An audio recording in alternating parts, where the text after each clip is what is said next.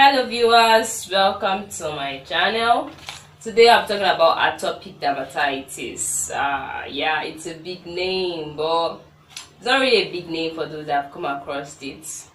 And in this video I'm going to make points. I'm going to give you tips on how to live with it, like so that it will be less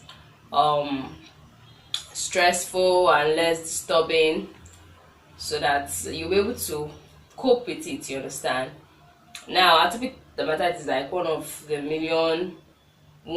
of a million skin conditions we have.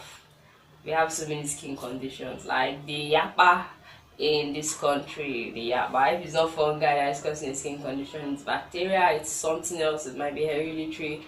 So, but and if you have atopic dermatitis, don't ever feel down, don't ever feel stigmatized, because it is not your fault at all.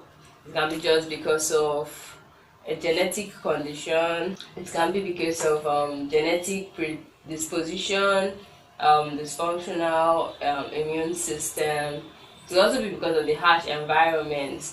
So don't ever feel down or bothered. Just listen carefully at the tips I'm going to give you, so that you'll be able to make it not visible. You'll be able to make it better and look smooth. So let's get into the topic. Okay, so basically how atopic dermatitis looks is that it could be itchy, dry, scaly. Yeah, sometimes if you don't take care of it, it could be inflamed and have some crusty blisters. Then let's just get straight.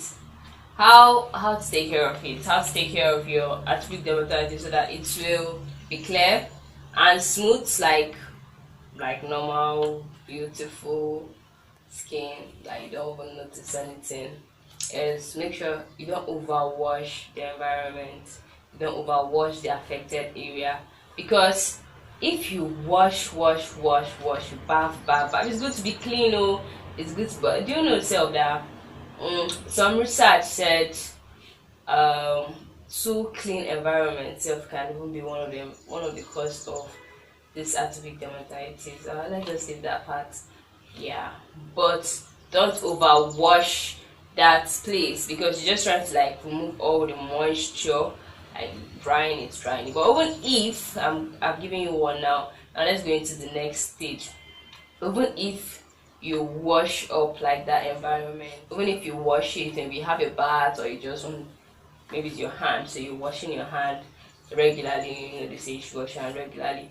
Just make sure that you have a handy moisturizer that is dermatologically tested. That is dermatologically tested.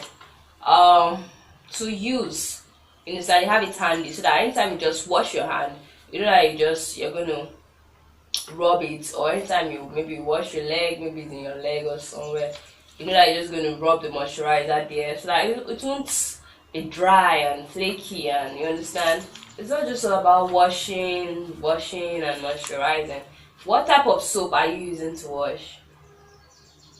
Yeah, soaps are very important, because that's like the first thing you apply on your skin in the morning when you wake up and you want to have a bath, or you have your bath. That's like the first thing you apply.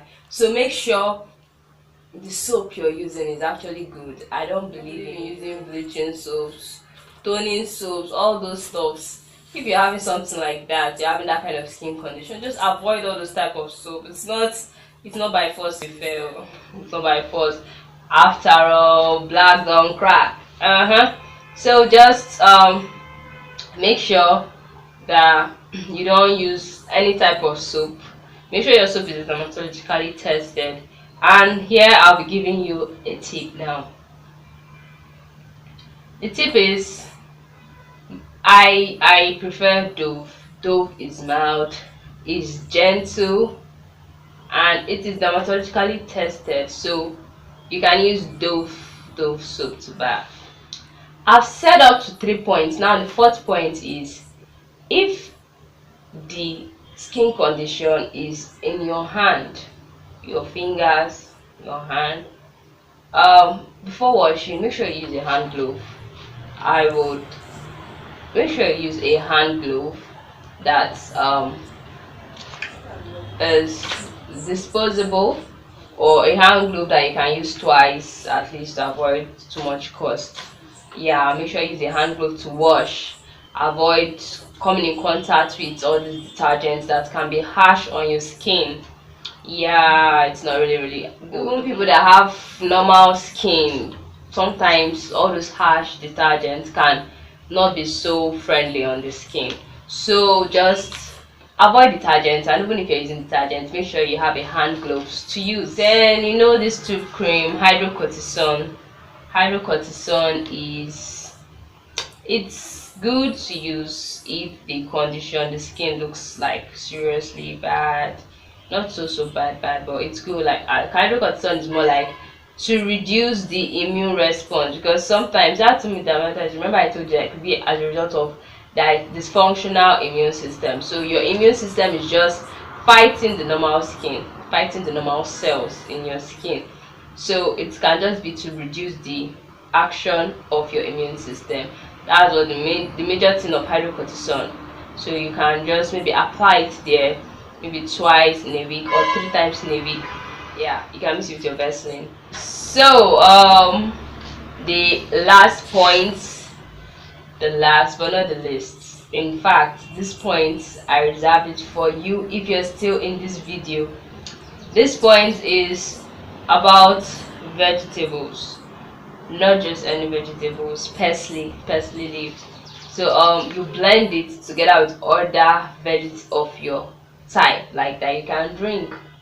Blend it with any other leaf of your choice that that is very good. You can maybe do broccoli or anything, but I like parsley leaves, and all those leaves, they can help your skin very well. They will if you just take it like 1 week, come back up to me and send a comment. Tell me how your skin is, like how glowing your skin you will look like. Yeah, tell me about it in the comment section below. So if you're new here, subscribe to my video.